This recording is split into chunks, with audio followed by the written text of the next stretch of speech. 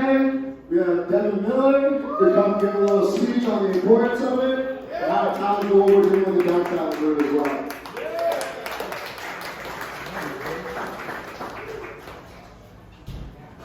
Good evening, everyone. If we could just begin with just a brief moment of silence to address the students yesterday.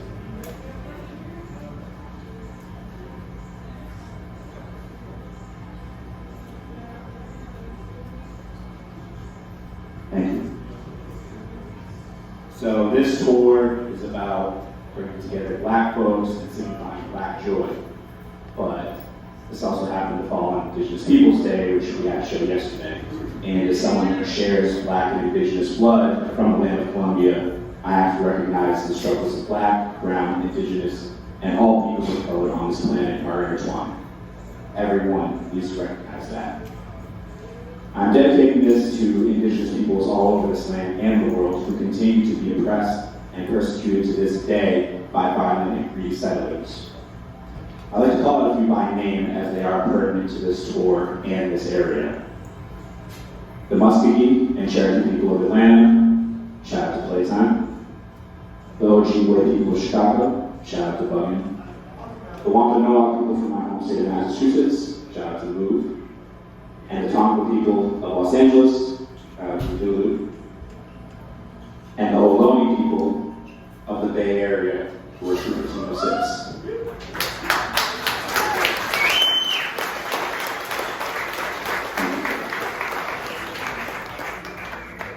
I think most, if not all of us, can attest to the overrepresentation of Black people in prison, but there are also an overwhelming amount of our Indigenous brothers and sisters in prison as well.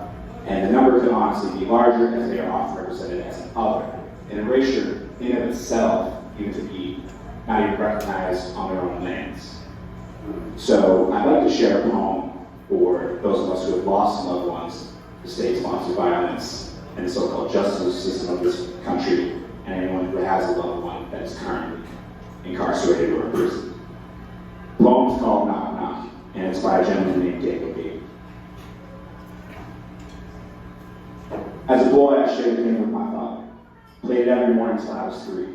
He would knock on my door and I would pretend to be asleep until he got right next to the bed. Then I would get up and jump into his arms. Good morning, Papa. And my Papa, he would tell me that he loved me. We shared a game. Knock, knock. Until that day when the knock never came, and my mama takes me on a ride past cornfields on this never-ending highway to reach a place of high, rusty gates. A confused little boy, I entered the building carried in my mama's arms. Knock, knock. We reach a room of windows and brown faces. Behind one of the windows sits my father. I jump out of my mom's arms and run joyously towards my papa, only to be confronted by this window. I knock, knock, trying to break through the glass, trying to get to my father. I knock, knock, as my mom told me right before my papa even says a word. And for years, he never said a word. And so 30 years later, I write these words for the little boy in me who still awaits his papa's knock. Papa, come home, because I miss you. I miss you waking me up in the morning telling me you love me. Papa, come home, because there's things I don't know and thought maybe you could teach me. How to shave, how to dribble a ball, how to talk to a lady, how to walk like a man. Papa, come home because I decided a while back that I wanted to be just like you, but I'm forgetting who you are. And 30 years later, a little boy cries, and so I write these words and try to heal and try to father myself, and I dream of a father who says the words my father did not. Dear son, I'm sorry I never came home. For every lesson I failed to teach, hear these words. Shake in one direction, strong, deliberate strokes to avoid irritation. Dribble the page with the brilliance of your ballpoint pen. Walk like a god, and your goddess will come to you. No longer will I be there to knock on your door, so you must learn to knock for yourself. Knock down doors of racism and poverty that I could not. Knock down doors of opportunity for the lost brilliance of the Black men who crowd themselves and our missing Indigenous sisters. Knock with diligence for the sake of your children. Knock for me, for as long as you are free, these prison gates cannot contain my spirit. The best of me still lives in you. Knock with the knowledge that you are my son, but you are not my choices. Yes, we are our father's sons and daughters, but we are not their choices. For despite their absences, we are still here, still alive, still breathing, with the power to change this world, one little boy and girl at a time. Knock, who's there? Read on!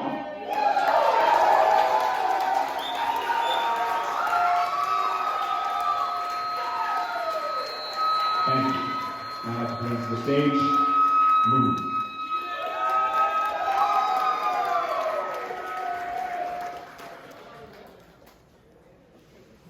Whatever changes you, let me just do it. You gotta think about your life. Being a black man in America isn't easy. The hunt is on. And you're the prey.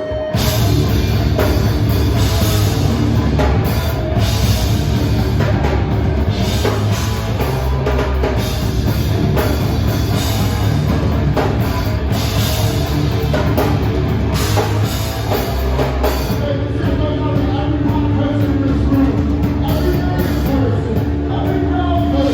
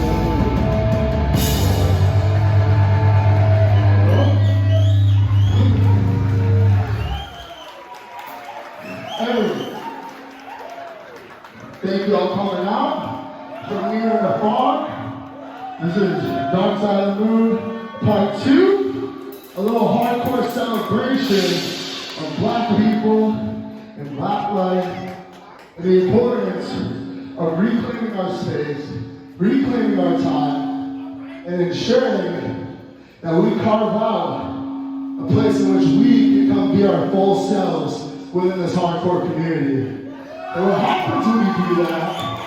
What happens when you focus on people on the margins with different intersectionalities than your own? You inevitably create an environment in which all people come, feel more themselves, and have a better time. That's the importance of that shit. And we don't do this as one individual. We don't do this as one band. We do this as a collective of people that came together to do this. The same shit y'all can run up and do with your homies and do shit to create spaces in which you feel you can come and be your full self. Okay, that's what I'm talking about. We're gonna keep this pushing with a new one. Y'all may have heard before. Some of y'all know. This is for the new metalheads. This is for the real niggas. This is for my niggas feeling a little corny. Yeah. Get that shit practicing. Shoes in the building, nigga. T-Bags in the building. I know Oakland's in the building. I know San Jose's in the building. Yeah. I know y'all got these words.